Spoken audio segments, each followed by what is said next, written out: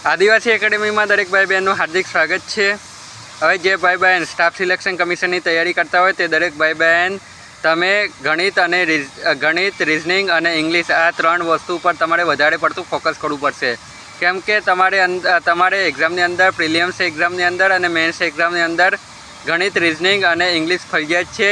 એના વગર તમારે સ્ટાફ સિલેક્શનની કોઈ પણ એક્ઝામ તમે પાસ કરી શકશો નહીં। એટલે જે પણ ભાઈ બહેન સ્ટાફ સિલેક્શન કમિશનની કોઈ પણ ભરતીની તૈયારી કરતા હોય તે દરેક ભાઈ બહેન ગણિત રિઝનિંગ અને ઇંગ્લિશ આ ત્રણ વસ્તુ તમારે ફરજિયાતપણે કરવું પડશે અને બહુ મજબૂતાઈથી કરવું પડશે।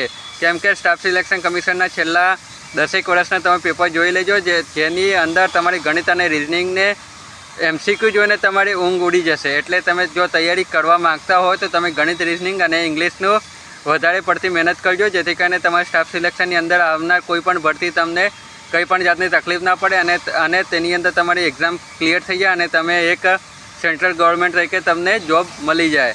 એટલે દરેક ભાઈ બહેનને વિનંતી કે તમે આ ત્રણ વિષય ઉપર વધારે પડતો ભાર મૂકજો। ધન્યવાદ। જય હિન્દ, જય ભારત।